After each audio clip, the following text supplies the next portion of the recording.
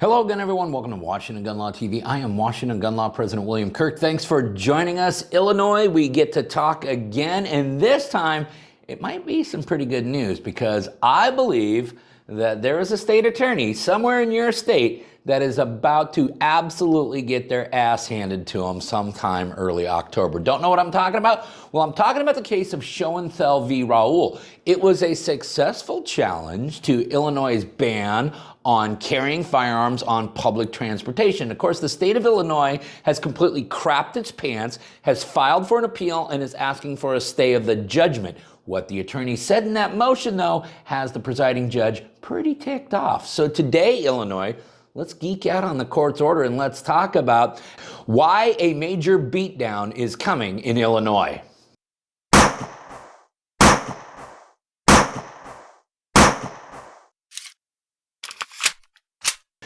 Okay, hey, before we get going too far down the road we're going down, proud to announce that this video is being brought to you by Right to Bear and the Washington Gun Law Illinois Tour. That's right, Illinois, we are finally going to be able to come out there and spend some time with all of you good folks, thanks to the folks at Right to Bear. Now, here's the plan. We are going to be on Monday, October 14th, and Tuesday, October 15th. We're going to be at Gat Guns out in East Dundee. And then on Wednesday, October 16th, we're going to be out at Law Weapons in Naperville. Now, all the information and how to register for the events, it's all down there in the description box. Thanks again to the good folks at Right to Bear for putting this all together. Illinois, I look forward to meeting all of you next month. Okay, like I said earlier, the case we're talking about today is Schoenthal v. Raoul. It is a now successful challenge to Illinois' ban on carrying firearms on public transportation. Now, the court enjoined that law, and immediately the appeal started filing because Illinois, like the state of California, like the state of New York, they literally just cannot stomach losing, even when they're dead wrong, will always have a little tissy fit and file an appeal immediately.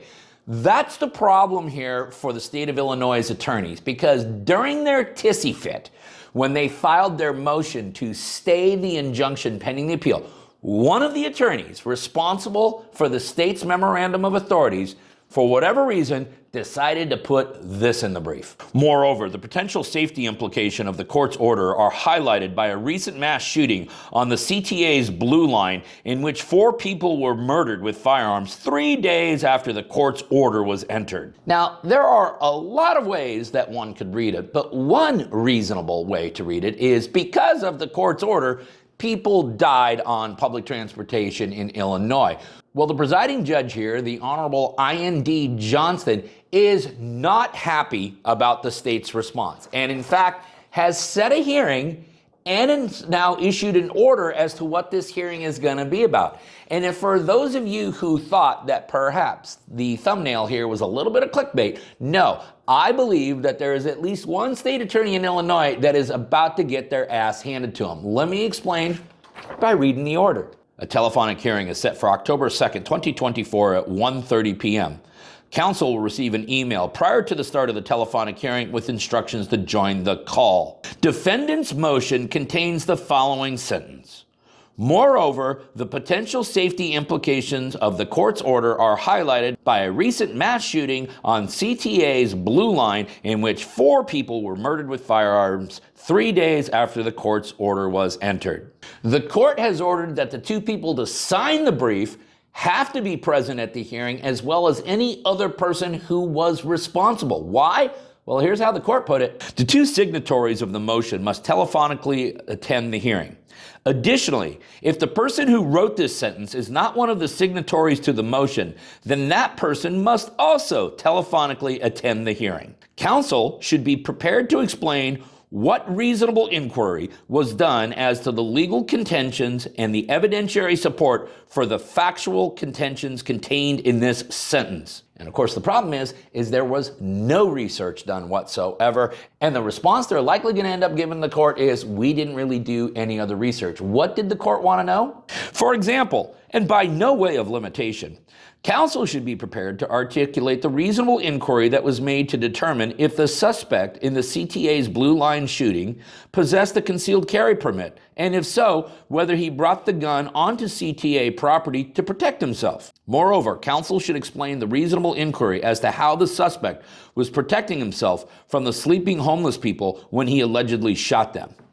If, after the hearing, the explanations as to any reasonable inquiry, counsel should be prepared to show cause why the factual and legal assertions in this sentence do not violate Rule 11b. Okay, what's the court talking about there? Well, they're talking about Federal Rule of Civil Procedure 11, specifically 11b. Now, this holds every attorney to certain standards of conduct that must be complied with at all times when you're representing any party in a civil suit in a federal court level. The rule specifically reads, by presenting to the court a pleading, written motion, or other paper, whether by signing, filing, submitting, or later advocating it, an attorney or unrepresented party certifies that to the best of the person's knowledge, information, and belief formed after an inquiry reasonable under the circumstances, and then 1 is not being presented for any improper purpose, such as to harass, cause unnecessary delay, or needlessly increase the cost of litigation. And then the 2 that the court was most concerned about are these 2.